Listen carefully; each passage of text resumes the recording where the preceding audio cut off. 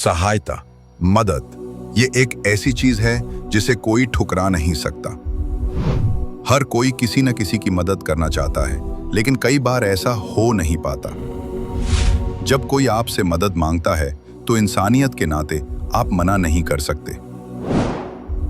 फिर भी कभी-कभी यही मदद आपको मुसीबत में डाल देती है।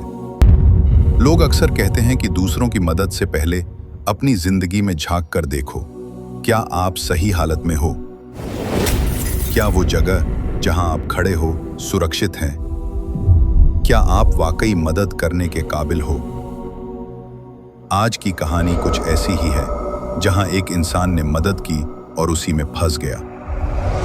वो एक ऐसे रास्ते पर पहुंच गया जहां से वापसी मुमकिन नहीं रही। शायद वक्त गलत था, शायद जगह खतरनाक थी, या शायद कुछ और। लेकिन ये कहानी बिल्कुल सच्ची है। ये कहानी है मुंबई के मड आइलैंड की, जहां रोज लोग सुबह, दोपहर, शाम और रात को भी आते जाते हैं। ये एक पर्यटन स्थल है जहां रात में भी जाना आम बात है। लेकिन वक्त एक ऐसी चीज है जो आपको अंदाजा भी नहीं देता और आप उस पैरानॉर्मल दुनिया में फंस सकते हो जहां से लौटना नामुमकिन हो जाए। ये कहानी उसी जगह और वक्त की है जहां एक इंसान का सामना हुआ मड आइलैंड की उस रहस्यमयी आत्मा से, जिसके बारे में हम आज बात करेंगे। दोस्तों, स्वागत है मेरी नई हॉरर सीरीज में, जो है मुंबई की भूतिया कहानियों की श्रृंखला। यहां मैं आरे कॉलोनी जैसी पुरानी घिसी पिटी कहानियां नहीं सुनाऊंगा जो आपने पहले भी सुनी हो। मैं आपको ऐसी कहानियां सुनाऊंगा जो आपके कानों में नई होंगी, जो आपकी रातों की नींद उड़ा सकती हैं और जिनका अंत इतना अनप्रेडिक्टेबल होगा कि आपको खुद नहीं पता चलेगा कि आखिर हुआ क्या। तो चलो इस वीडियो को शुरू करते हैं। लेकिन पहले, अगर आपको हॉरर, रहस्यमयी और ऐतिहासिक वीडियो पसंद हैं तो इस चैनल को सब्सक्राइब कर लीजिए। अब कहानी शुरू करते हैं। कहानी कुछ यूं शुरू होती है। मुंबई के कांदिवली इलाके में एक युवक रहता था। नाम था विनीत। विनीत की उम्र करीब 26-27 साल थी। एक दिन वो घर पर आराम कर रहा था जब उसके परिवार वाले आए और बोले, बेटा, हमें पता है तुम डॉक्टर हो, आधी रात को भी मरीजों को देखने जाना पड़ता है, क्लिनिक छोड़कर भी, घर से भी बाहर निकलना पड़ता है। ये हम समझते हैं तुम्हारा पेशा है और हम इसमें दखल नहीं देते, लेकिन अब तुम्हारी शादी बहुत नजदीक है। सब तैयारियां पूरी हो चुकी हैं और हमने तुम्हारे हाथ में रुमाल भी बांध दिया है। इस वक्त दूसरी दुनिया की चीजों से दूर रहो। आधी रात को कहीं जाना ठीक नहीं। विनीत उनकी बातें सुनता रहा, लेकिन ज्यादा ध्यान नहीं दिया। अब ये रुमाल बांधने की बात मैं आपको समझाता हूं। हमारे देश में, खासकर गुजराती और राजस्थानी इलाकों में, दूल्हे के हाथ में रुमाल बांधना एक परंपरा है। ये एक रीति रिवाज है जिसे पूरा करना जरूरी माना जाता है। लेकिन साथ ही ये भी कहा जाता है कि रुमाल बंधने के बाद दूल्हे को घर से बाहर नहीं निकलना चाहिए। अगर वो निकलता है तो नकारात्मक शक्तियां, भूत, प्रेत, चुड़ैल, डायन या जिन्न उसके पीछे पड़ सकती हैं, या फिर कोई ऐसी आत्मा जो अभी मरी हो और नई आत्मा में तब्दील हुई हो, उसे परेशान कर सकती है। विनीत की मां ये सारी बातें बता रही थी, तभी उसका फोन बजा। विनीत को एक कॉल आई। विनीत भाई, एक मरीज बहुत गंभीर हालत में है, उसे हॉस्पिटल ले जाने की जरूरत नहीं, लेकिन अगर अभी इंजेक्शन नहीं दिया तो सुबह उसे 4-5 दिन के लिए भर्ती करना पड़ेगा। बिना सोचे विनीत ने अपना बैग उठाया और मां से बोला, मम्मी, मैं थोड़ी देर में आता हूं। मां ने घबराते हुए कहा, अरे इतनी रात को कहां जा रहे हो?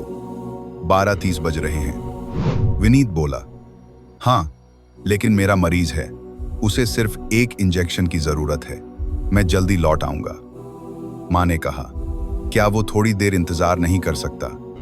इतनी जल्दी क्या है? विनीत ने जवाब दिया, नहीं मां, अगर मैंने अब इंजेक्शन नहीं दिया तो उसे हॉस्पिटल में भर्ती करना पड़ेगा। मां ने चिंता जताते हुए कहा, नहीं मत जाओ, या फिर जाओ तो संभल कर जाओ।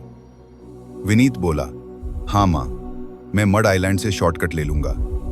माँ ने तुरंत टोका, नहीं, 12:30 बजे मड से मत जाना, वहां क्या है तुम्हें पता नहीं। विनीत हंसा और बोला, अरे माँ, ये सब तो अफवाहें हैं, आप इनमें क्यों विश्वास करती हो?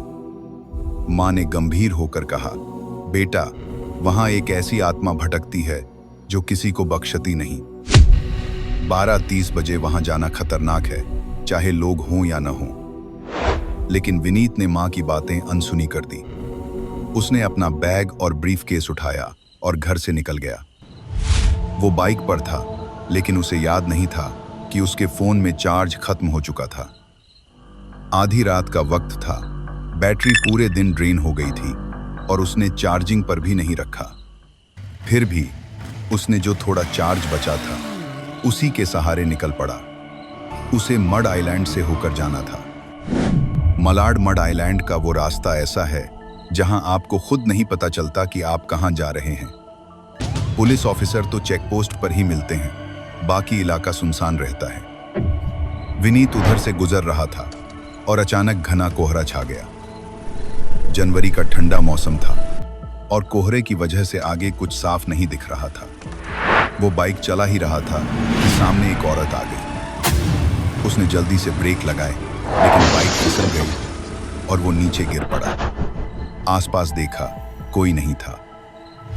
फिर उसकी नजर पड़ी एक जगह पर जहां उसका एक्सीडेंट हुआ था। वहां एक औरत लेटी हुई थी। विनीत को लगा शायद यही वो लड़की है जिससे टक्कर हुई। वो उसके पास भागा। वो लड़की 19-20 साल की थी।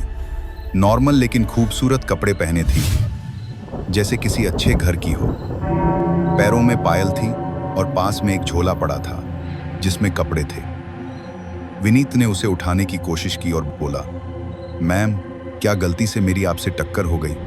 अगर ऐसा हुआ तो मुझे माफ करें। मैं डॉक्टर हूं, आपका इलाज कर सकता हूं। कोहरा की वजह से आपको नहीं देख पाया।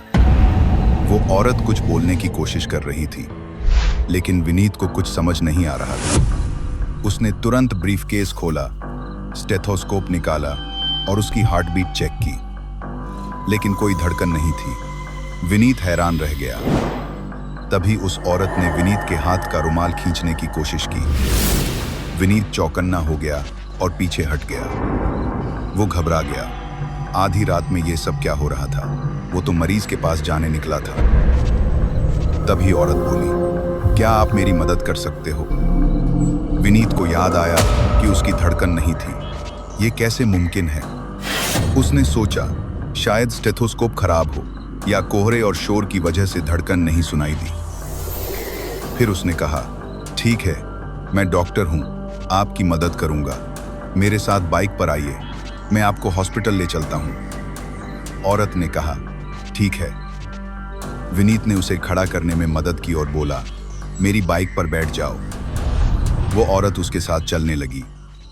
फिर वो बोली, क्या आप मेरा झोला ले सकते हो? वो वहीं पड़ा है जहां मैं लेटी थी। विनीत गया और झोला उठाया। वो हल्का था।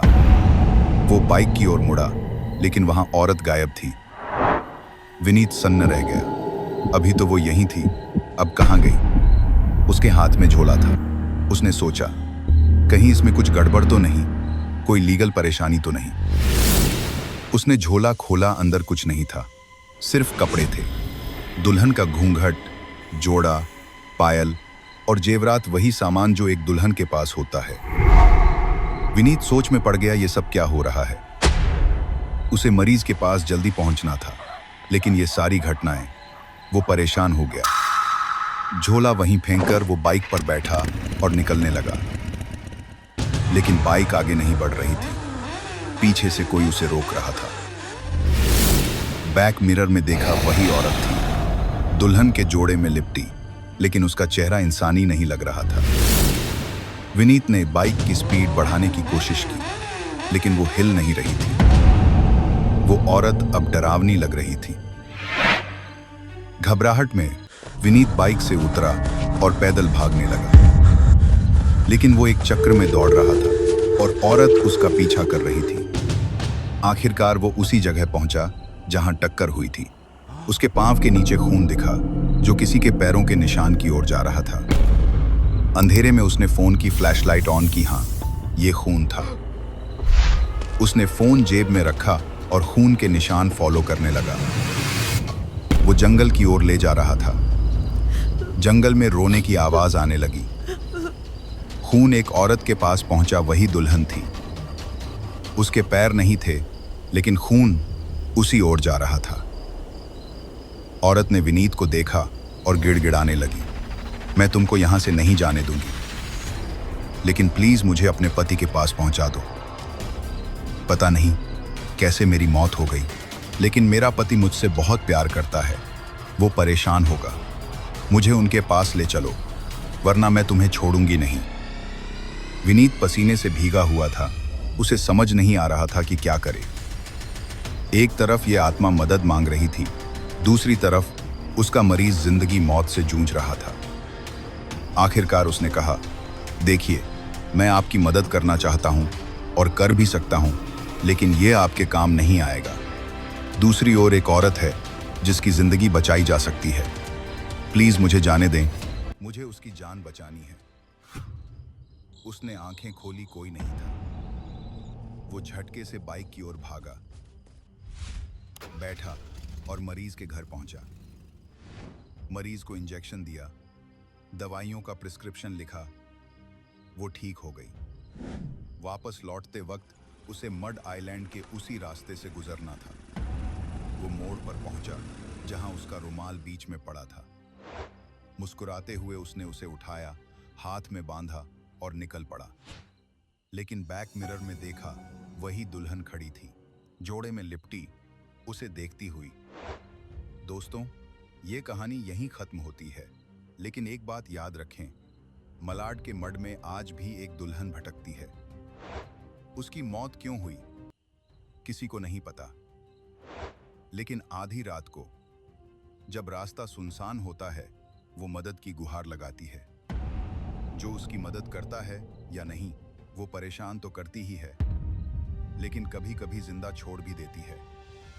उसकी गुहार में सिर्फ एक इच्छा होती है, मुझे अपने पति के पास पहुंचा दो, वो मुझसे बहुत प्यार करता है। ये इमोशन एक प्रेत आत्मा का है। अगर आपका उससे सामना हो तो क्या करेंगे, कमेंट में बताएं। वीडियो खत्म होने से पहले एक बात, चाहे आप किसी इलाके में 1000 बार गए हों, वक्त बहुत मायने रखता है। अगर आप उस वक्त वहां जाते हैं जब किसी की मौत हुई हो, तो उस आत्मा के दिखने के चांस बढ़ जाते हैं। मैं मानता हूं कि आत्मा तभी दिखती है जब आप उसकी मौत के समय से मेल खाते हो। दुआ करें कि ऐसा ना हो, क्योंकि आधी रात में इलाके इंसानों के नहीं, प्रेत आत्माओं के हो जाते हैं। धन्यवाद।